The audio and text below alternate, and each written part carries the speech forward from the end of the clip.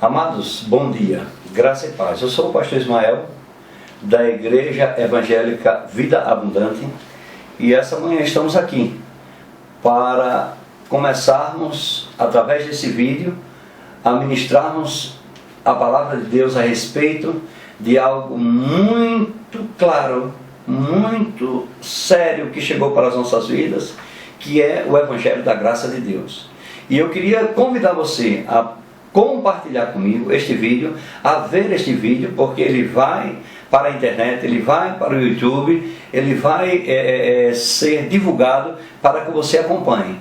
Por qual motivo eu te chamo a isso? Para que você seja edificado pela palavra de Deus. Amém? Então, para começarmos, sem perdermos nenhuma oportunidade que Deus está nos dando, nenhum tempo, eu queria chamar você para acompanhar e agora dar um texto, ou seja, dar uma introdução, dar um título a isso que vamos falar essa manhã. E o título que eu queria dar a essa mensagem, esse pouco de mensagem que vamos ministrar agora de manhã, é Os Dois Evangelhos e Uma Só Verdade. E queridos, começando falando sobre dois evangelhos e uma só verdade, eu queria cumprimentá-los com a graça e a paz do Senhor, que ela seja multiplicada quando você vê esse vídeo, pelo pleno conhecimento de Deus e do nosso Senhor Jesus Cristo.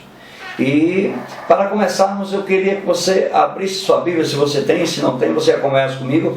O capítulo 2 da carta de Paulo aos Gálatas está no Novo Testamento, e o versículo 7 que diz assim: antes, pelo contrário, quando viram que o evangelho da incircuncisão me fora confiado, como a Pedro o da incircuncisão. E aí eu queria que você parasse um pouco para entender: se a Pedro foi confiado o evangelho da circuncisão e a Paulo o da incircuncisão, chegamos aqui ao primeiro entendimento de que temos dois evangelhos. Mas, querido, a verdade de Deus, ela é absoluta e ela já transcorreu todos os séculos e gerações e nunca mudou. É uma só verdade. Mas aqui estamos diante de um pseudo-dilema: dois evangelhos e uma só verdade.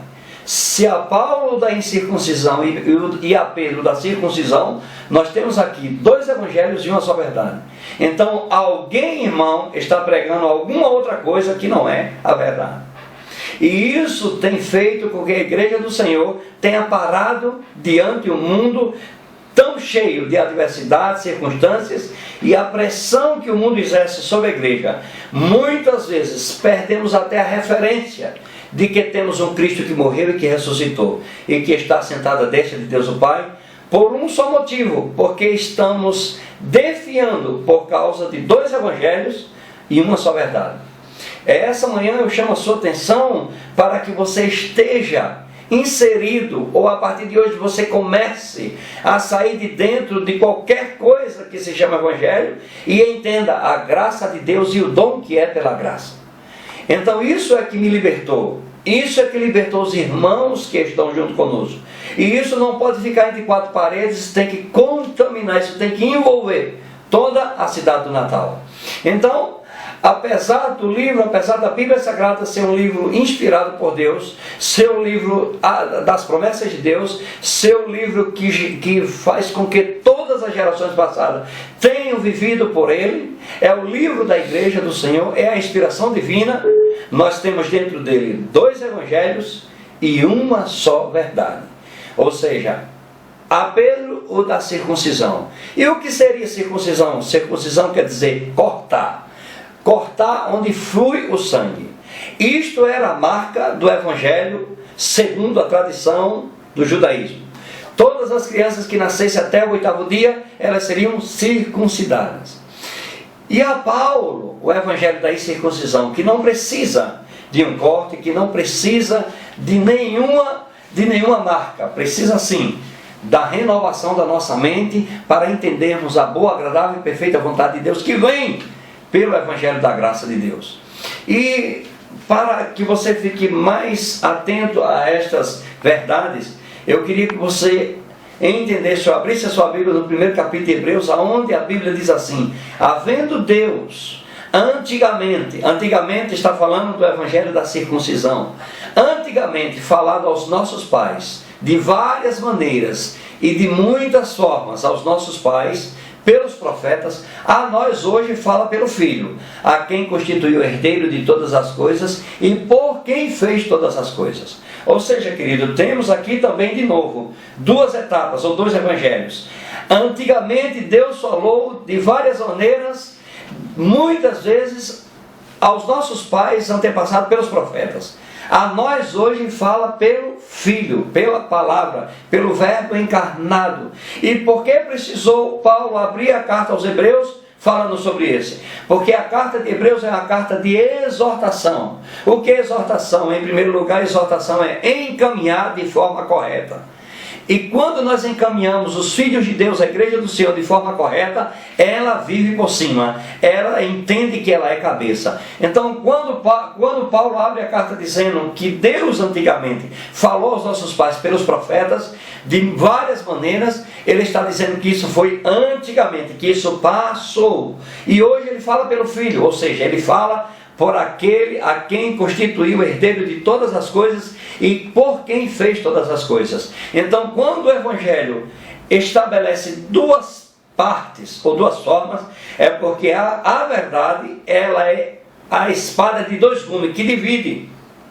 Hebreus diz que ela divide alma e espírito. Hoje, essa manhã, eu estou dizendo que ela divide o evangelho da circuncisão e o evangelho da incircuncisão. O evangelho da circuncisão é aquele que é bilateral, ou seja, é o homem tentando alcançar a Deus das suas formas pragmáticas, cheias de dogmas, cheias de regras, enquanto o evangelho da graça de Deus é o evangelho segundo Jesus Cristo, e que foi revelado pelo apóstolo Paulo, é unilateral. É Deus indo até você, é Deus chegando até você, é Deus se manifestando até você, sem precisar que você faça nenhuma regra, que você faça nenhuma forma, que você não atente, que você não entre dentro de nenhum dogma para tentar alcançar alguma coisa de Deus.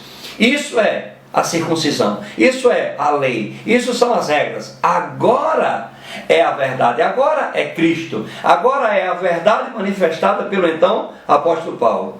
Eu quero chamar a sua atenção essa manhã para que você entenda. Jesus convocou 12 para andar com ele, e os primeiros Pedro, Tiago e João, e aí ele continua por dentro das cidades, chamando aqueles 12, que seriam aqueles que estariam com ele. E por que o evangelho da graça não se manifestou através desses 12? Precisou de um 13º, precisou do 13º, e que nós chamamos esse 13º do apóstolo Paulo. Por que é que não aconteceu através dos 12? Porque capítulo 4 de Gálatas, versículo 14 diz: e vindo a plenitude dos tempos, Deus enviou seu Filho, nascido de mulher, nascido debaixo da lei, para resgatar os que estavam subjugados à lei. Então, irmãos, Jesus veio debaixo da lei, Jesus veio no tempo da lei para cumpri-la e para resgatar os que estavam debaixo da lei. Se ele veio para resgatar os que estavam debaixo da lei, por que é que nós queremos nos aperfeiçoar por aquilo em que estávamos retidos? Cristo nos resgatou da maldição da lei. Ele veio nos tirar debaixo da maldição da lei. Ele veio sob a lei, debaixo da lei, para tirar-nos de lá. Então, irmãos, para que possamos com isso receber o Espírito Santo. Lá no Velho Testamento, o Espírito Santo só vinha sobre três pessoas: reis, profetas e sacerdotes, e por mais ninguém. Quando eles entravam numa batalha, quando eles entravam numa luta ou alguma coisa que eles iam fazer para Deus, simplesmente eles tinham o Espírito Santo vinha sobre eles, e automaticamente, depois da batalha vencida, depois do projeto realizado, o Espírito Santo ia embora, porque ali não era dispensação do Espírito Santo habitar em homem nenhum. Mas quando João Batista vê Jesus vindo para ser batizado no Rio Jordão, a primeira coisa que João diz é: eu vi o Espírito Santo descer e repousar sobre ele em forma corpórea de pomba. Aqui está mais uma vez, eu estou tentando só passar para você, mais uma vez, dois evangelhos. O evangelho que o Espírito Santo vinha sobre três tipos de pessoa apenas, e os outros nunca, e vinha para uma batalha, para fazer alguma coisa e depois ir embora.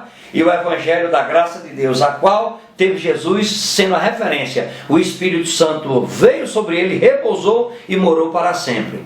Depois disso, Jesus começa a ensinar e o Evangelho vem e Jesus vai à cruz e Jesus morre e Jesus ressuscita. Como nós sabemos, a obra vicária acontece e Jesus ressuscita.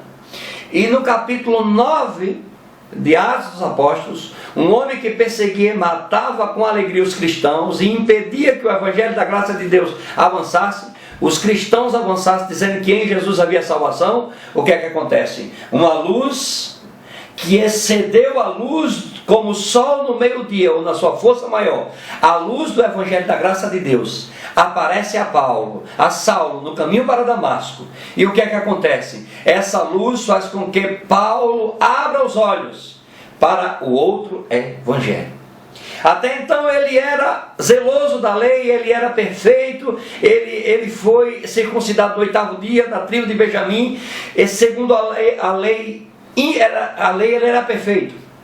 Então, irmãos, até ali existia um Saulo, segundo a graça. Aquele homem que perseguia os cristãos agora se torna perseguido por causa da graça de Deus. Isso continua acontecendo hoje.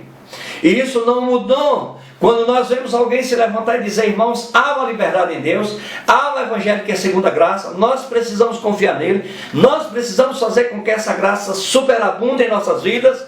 O que é que acontece? Muitas vezes nós somos perseguidos, mas glória a Deus por sermos perseguidos por causa da cruz de Cristo. Paulo diz, graças a Deus nós nos aventuramos e somos bem-aventurados em sermos perseguidos por causa da cruz de Cristo. Então, irmãos, existem dois tempos, um antes da cruz e outro depois da cruz. Um antes, chamamos pré-cruz, e outro pós-cruz. O Evangelho pós-cruz é o Evangelho da graça de Deus, que manifesta segundo a bondade de Deus, que vem segundo Deus, e graça é Deus em Deus fazendo por nós, sem nenhuma compensação da sua parte, sem nenhum mérito seu. Todo mérito é dele. Toda a manifestação, todas as armas são deles. São de Deus, nunca as suas. Então, irmãos, quando Deus se manifesta em Cristo ressurreto e manifesta esse Evangelho a Paulo, Paulo diz, eu não recebi de homem algum, mas pela revelação de Jesus Cristo. E quando Paulo vem a Jerusalém, depois de 14 anos ele sobe a Jerusalém para ver os que antes dele era apóstolo. Quando ele chega, ele vai com uma intenção, ele sobe por uma revelação. E isso eu quero falar contigo. Que revelação é essa? Expor o Evangelho que conquistou o apóstolo Paulo. Expor o Evangelho que fez o apóstolo Paulo deixar de ser assassino para ser aquele homem a ser perseguido por causa da graça de Deus. E ele expõe esse Evangelho, mas quando ele chega para expor esse Evangelho, ele vê uma coisa que vemos hoje na igreja do Senhor: dissimulação. Ele vê um querendo dissimular, um querendo fazer com que o outro venha para aquilo que eles entenderam como sendo Evangelho. E isso foi através de Pedro, Tiago e João. E Barnabé e Tito, que estava com Paulo, foram induzidos a circuncidar-se. Irmãos, isso está acontecendo, você não precisa levar um corte. Mas quando dizem a você que você precisa fazer algo, que você precisa jejuar, que você precisa ir para o monte, que você precisa ir para a vigília, que você precisa ir ao culto matutino, que você precisa ir para o ciclo de oração para receber alguma coisa de Deus, você está sendo circuncidado. E essa circuncisão não vem de Deus, não opera nada em você que não seja regras. Ele impõe para baixo, ele condena porque você não consegue praticar isso. Mas a graça de Deus te chama para a liberdade. E a liberdade é aquilo que Jesus disse: porque o meu jugo é suave e o meu fardo é leve. Quero terminar exortando a você que nós estaremos transmitindo outras e outras mensagens como essa, uma encaixando na outra, uma sendo um pedaço da outra, para que você, irmão, seja livre da condenação, seja livre da imposição de homens, da tradição humana, da tradição de homens, dos dogmas da religião, para que você possa avançar no que Deus tem para você, porque foi para a liberdade que Cristo te libertou. E Jesus disse: se o Filho, se a palavra, se a inspiração da palavra te libertar, verdadeiramente você será livre. Eu agradeço a oportunidade e abençoo a sua vida, em nome de Jesus.